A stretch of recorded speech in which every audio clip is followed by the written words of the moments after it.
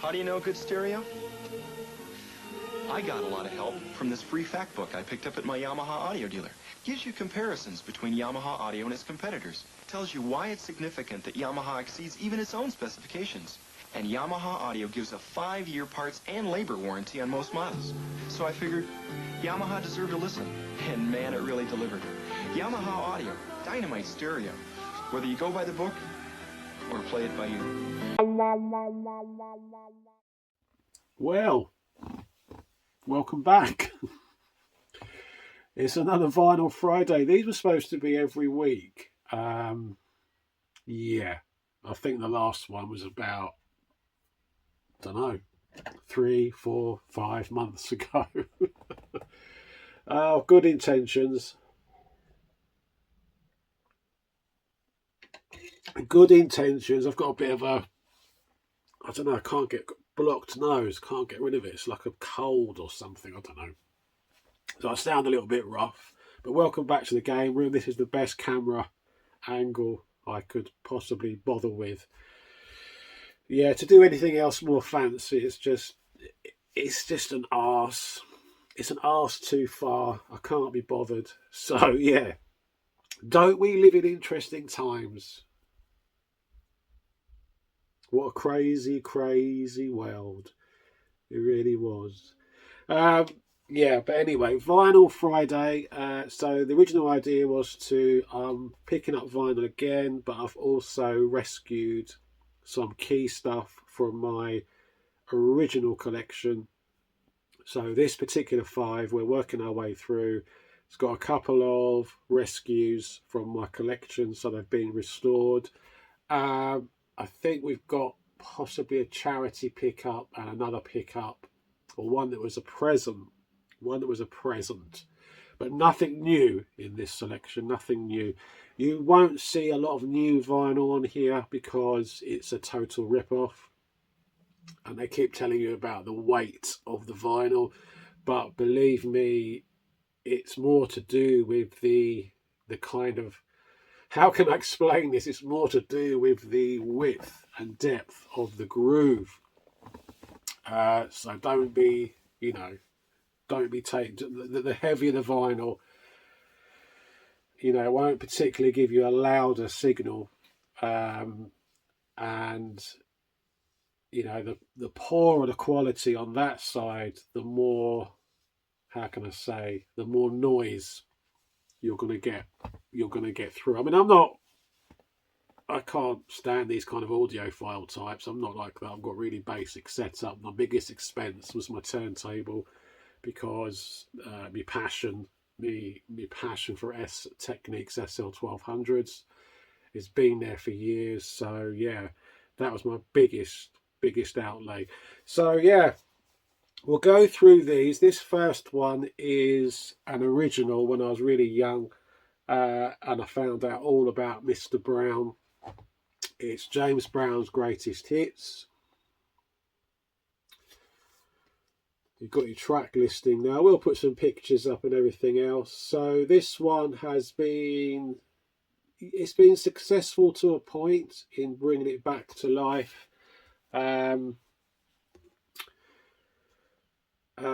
It's got some good stuff on here, but yeah, it's been successful. It's got some burn on it. It's been played a lot. It's been abused a lot on the turntables. Obviously, you've got nothing like Funky Drummer on this, the full length. I've got Funky Drummer. I think I've got it on a 12-inch single somewhere. Fantastic track, not just for the breakbeat, the famous breakbeat, but the whole track. The whole track is a masterpiece. I remember watching a documentary about James Brown. He was absolutely crazy character. My dad liked him simply because he was absolutely crazy, outspoken. He just went off on one and carried out some ridiculous actions. Huh? Because I look good. That is? You I smell good. I feel good. And you sing good. And make love good. Oh. Well, there we are. We don't have to ask anybody else. We got that from the source. There you are. And he could kind of, James Brown and the band and everything else, he could tolerate, you know, a kind of missed note, incorrect note, but what he couldn't tolerate was timing. It was all about timing with him. Just thinking back now at the stories, my dad laughing his head off at, I think it was, yeah, this was a James Brown story. I think the tax office were after him, and he got absolutely wasted, stoned, pissed, and I think he went down to we would call it the Inland Revenue. I think you call it the IRS in America, I don't know. And yeah, he went down there with a shotgun and threatened them all. I mean, that's, you know, that's who you need, someone unpredictable, a real character. But yeah, and obviously if you've watched James Brown's shows, the early shows are an absolute spectacle to behold. They really are. So yeah, that one has survived. It's not in the best condition. No major scratches, no, how should I say? Let me make some room here. It's a bit of a mess. We'll pop that one down there. Yeah, that one's okay. Cleaned it. I've got a little cleaning regime. I don't have any machines or anything else like that. You can polish a turd to a certain extent. You can throw money at it, but that's about it. So I've just got my cleaning regime, which never changed from way back in the day when I had my decks and I used to DJ and stuff like that. Next up, I couldn't let this one go because I'm a fan of these. I saw this in a charity shop and I thought, yeah, it's really cheap. I think it was £1. So I took it out in the shop and it was mint condition. Bee Gees, like it never been played. Like it never been played. I take my time in the charity shops, in any record shop, and if you go into a record shop and they've got the arse with you, where they're selling second-hand vinyl, and they won't let you look at the record properly, then that's no kind of shop at all. So yeah, spirits having flown. What's unusual about this fantastic quality gatefold sleeve is it doesn't give you a track list. It doesn't give you a playlist. It gives you a list of all the, down here, it gives you a list of all the, the musicians, producers, arrangers, everything else, mixers. But yeah, I couldn't let that go, and it was in such good condition. I do like Bee Gees, and if you do like the Bee Gees, it's worth going back to their early stuff. Because it's easy to forget, isn't it, that we just associate the Bee Gees with the high pitched Saturday Night Fever type thing.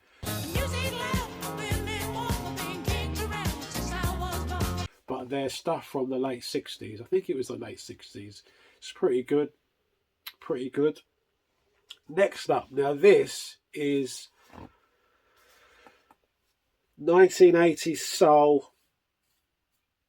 It might be called R&B nowadays, but we always refer to it as soul. This is an album that I couldn't explain why it was no longer in the collection. I couldn't find it.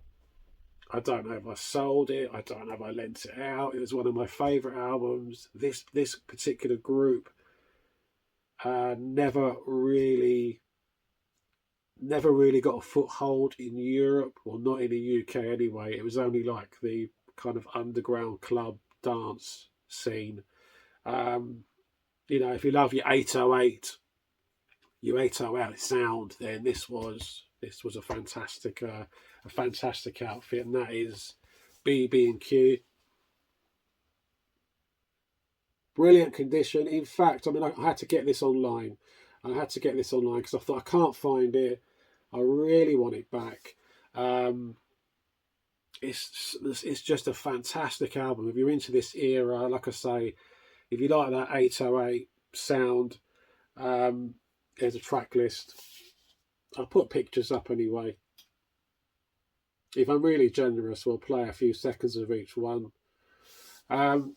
Yeah, so I had to get this online. It was quite a hard album to find. So, I mean, they're not a kind of a similar outfit. You'd be looking at, I can't think of the name now, like Loose Ends in the UK. It's that kind of sound. And in that kind of genre, the 808, the drum machine was everywhere. The Roland TR-808 is a drum machine computer controlled. You can program patterns, songs, fill in with 11 different sound electronic drums. Very unique. But yeah, that is in good nick. I think it's got the original. Has it got a custom liner inside? No, it doesn't. So yeah, I had to get that back online. I don't know where it went.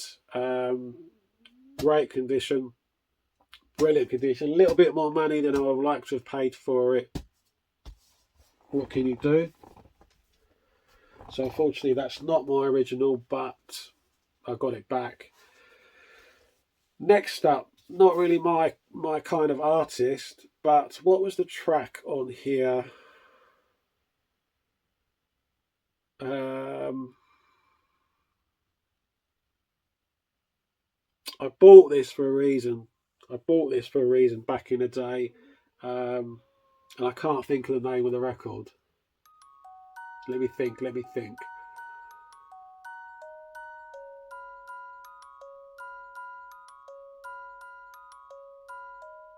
I can't remember.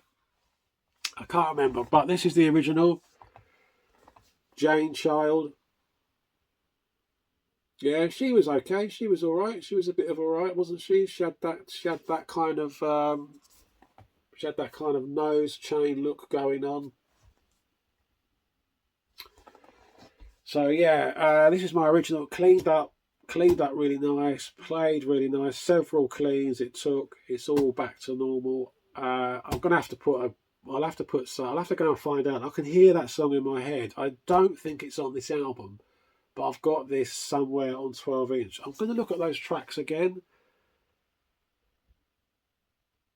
There it is. Oh, I haven't got a clue. Yeah, Don't Want to Fall in Love. That was probably, I think it was one hit wonder, maybe. So yeah, that's possibly the main reason why I bought the album, to sort of listen to some other stuff. And I've probably got that on 12-inch somewhere as well. I love the way the youngsters now say it's 12-inch 45.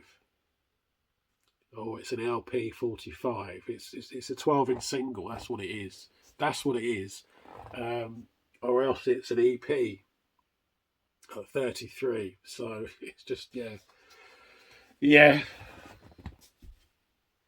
And then finally, now this is one of my favourite tracks.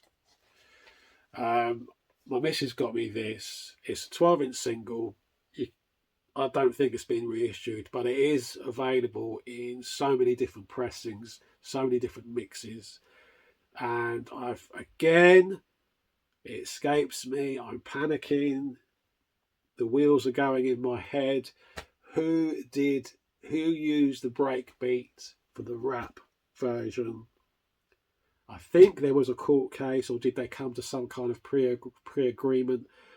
I can't remember, but I'll take it out of its little thingy-bob. Carly Simon, Why? The extended version. Now it says on here, now I never realised this, I must check this out. It says from the original motion picture soundtrack album, Soup for One. Never heard of that film. Investigating the biological implications of single living, conducted experiments with laboratory rats. They were dressed in tight-fitting double-knit polyester suits and forced to listen to disco music at high volume. Is single living a viable alternative in a couple society? Alan, I can't go to bed with you. Why? Because you're short and you're weird. Who told you? Super 1, rated R. Starts Friday, April 30th. I've never heard of that film. And then we've got something really weird on here. Oh, it is. I knew it was him. So side 2 is Y, the instrumental version. Again, it's extended, and yeah, it's credited as well to Nile Rodgers. So he got everywhere. So you see his name. It's that kind of vibe. It's that kind of sound. Yeah, but this is one of my all-time favourite tracks. It's just got such it's got such a bass line. Really does, which obviously is why it went on to be sampled. So yeah, I don't think it's got a custom sleeve inside.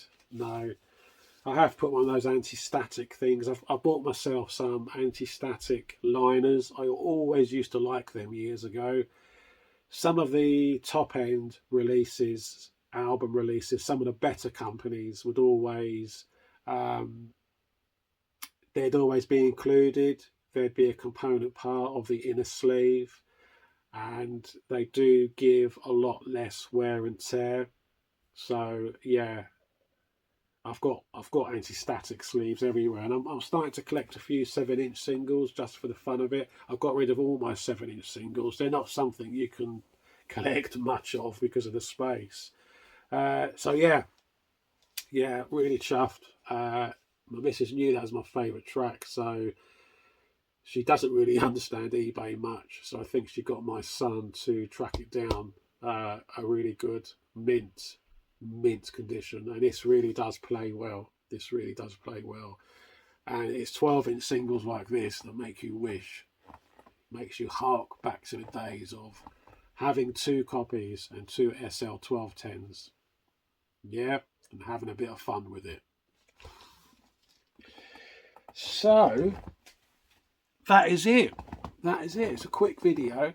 The restoration process of my collection is over.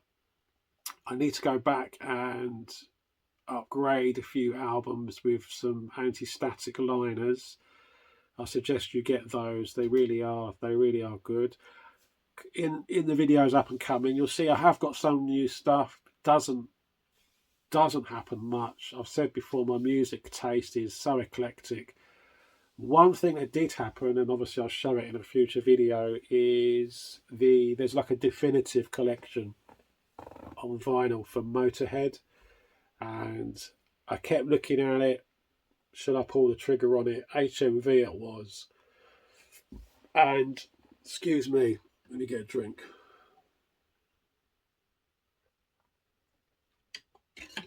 I kept looking at it, and where's me smoke? Do excuse me. Yeah, I kept looking at it, and I think it was quite expensive. I think it was about £50 for it. And so I kept kind of, do I want to get it? Should I get it? And then one day I was in HMV, not near us. We'd gone somewhere else. I think it might have been Eastbourne. Is there an HMV in Eastbourne or Brighton? I can't remember. And bizarrely, I said to my wife, I'm going to get it. Yeah, I'm just going to pay the £50. I really want it. It also has one of my favourite Motorhead tracks, The Game. I think it's called The Game.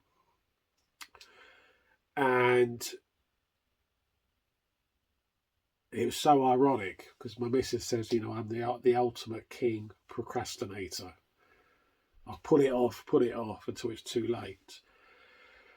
So I went in there and I couldn't believe it. They never had it. So as we were in there, I thought that's just typical. So I go home and buy it online. I go and buy it online. But as I was walking out of HMV, they have like a clearance bin, stuff they can't sell, and I thought, oh, I've not picked anything up. I'll have a look, and yeah, it was in there. It was in there, and the reason why it was in clearance because the seal, the cellophane seal, was partially open, and there was a tiny, I think it was like a tiny dent to the sleeve. I think it was 30, £35. I mean, it'd never been opened, and they'd knocked £15 off it. I couldn't believe it. So yeah, I did get that, but we'll see all that in a future video. So I do have a few new editions, new pressings, but not many. I wouldn't go down that road. It really isn't worth it. People complain about the prices, but they are over the top. But I understand why they are the way they are. It's a niche market. It's a bit of a cottage industry. They don't have the pressing plants they used to. You know, you're going to go out on a limb to go into that business. You're taking a risk. Very specialist. So I do get the pricing. It's not, you know, they don't have volume behind them anymore like they used to. So yeah, there you go. I do promise the next Vinyl Friday won't be along in another 6 months. I do promise. But yeah, other than that, back to normal. Do some gameplay videos. I can't do pickup videos because I think I've left it so long. I've picked so much stuff up. We might do like a Blu-ray one. I haven't got many physical games recently. I've got a few. I've got a few off the list. Don't pick up much retro now because it's all gone a bit silly, and I think I got back the key items just in time before, you know, everything went through the roof. And you know, again, patience being a virtue. Some systems will start to come down again in value. So yeah. There you go, guys. There you go. That's another one. Bit of a ramble. Bits of me not really understanding my own thought process, but never mind. Yeah. Can't think of anything else.